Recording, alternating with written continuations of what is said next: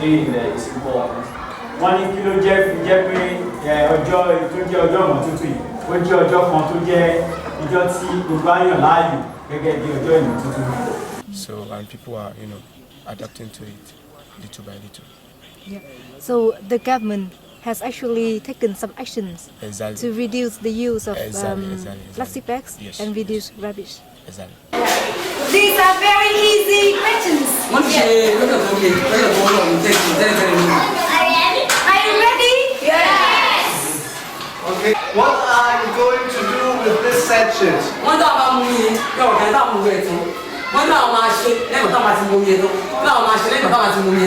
Do students get education on these issues at school? Sometimes, this is, let's say, we can call it a small town, So I can't guarantee that the students are educated about this, issue. But in the cities, I think so.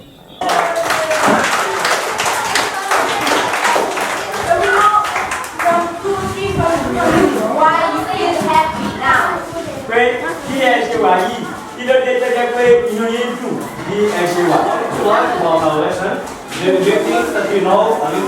So, in your opinion, what can you and the local people could do to protect the environment? Well, I think what we should do is to educate ourselves, so and to bring ourselves together to make sure we clean our environment. Start practicing political ideology, and we young ones, we need to start going to politics now. So, for me, taking part in this campaign is important because I don't know, because we're young, we still can do things in the future, and we really need to change things. It's in our hands to make this a better future for everyone.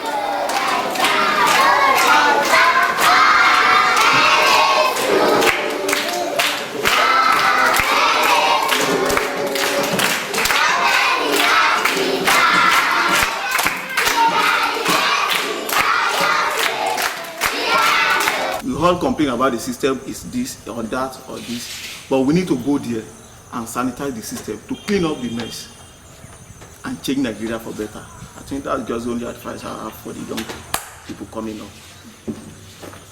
Yeah, I think it's a good way to meet people from all around the world and to be empowered, so to work together, because the world is really falling apart in terms of justice, of so many things. So that I think it's very important for us to meet together and work together.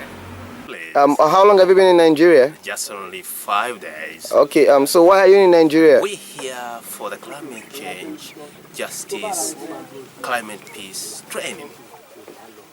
Okay, so how has it been going so far? We're enjoying. Well, in Nigeria we're having this training about climate justice and how to implement these questions about climate justice in the work camps, in the local work camps.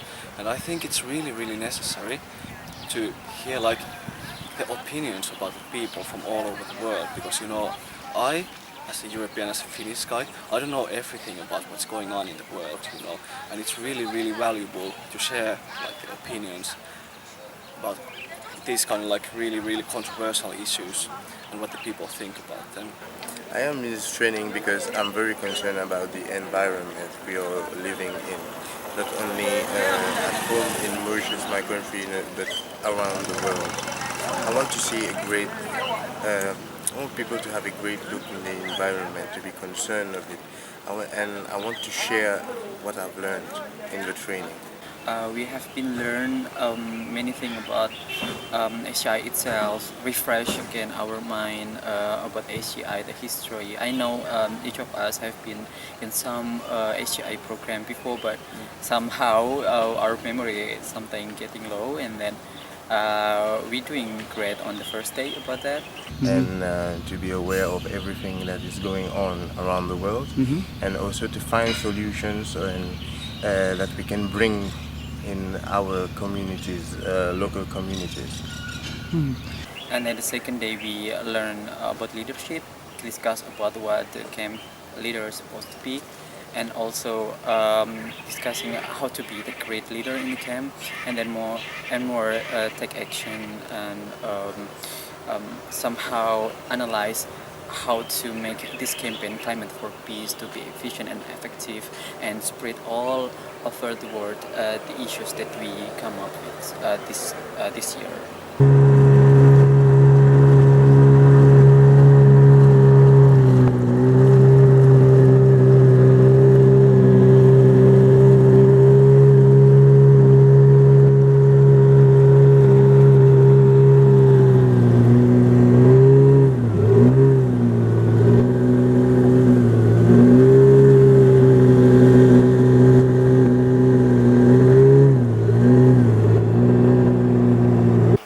When I talk of climate justice, what comes to your mind? That's living a positive lifestyle with nature. My own point of view about climate change and what we are supposed to do with that, and if we can do anything about that anymore. Those are really big questions, and I'm really interested to know and really interested to hear what the people from different cultures, different backgrounds, different education, what do they think about it. So maybe I can put these little things around my eyes a little bit away, and not see these things so black and white as people usually tend to see things really easily. That's why I'm here. Climate justice means that we have only one world, and everybody shares the world together. So if one thing happens in one country, it would affect people in other places as well. So we need to act together, otherwise it will increase the conflicts or the disputes among people for certain benefits. When someone talks about climate justice, what comes to my mind are basically the relations between social justice and climate changes. So now we are experiencing very rapid climate changes, and the outcome of it would be probably the social changes and social injustice. About climate change, I learned or I understood about the different changes in our environment and the causes and the major contributors that contribute to the climate change. So for you, what would be the major contributor of climate change? The major contributor of climate change, I think, the industry. First of all, I think this is the great place to organize the work camps. Here you can see so much green, and this is the thing I like about Eruwa. But still, in many places we found a lot of rubbish, plastic bags laying around, and I think, I'm not sure, maybe this place haven't experienced extreme weather conditions, so they may have not so aware of climate change and climate justice. Besides the practical activities we can do here, like collecting rubbish or practice sustainable way of living, I think it's also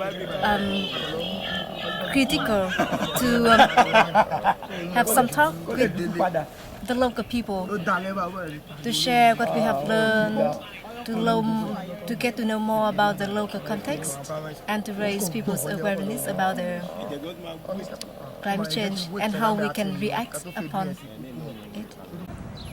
I think that everyone should take responsibility for themselves, even if every one of us is just a drop in the ocean. If we all take actions together, then it can make a difference for us and for the future generations. Wow, thanks for coming. Thank you.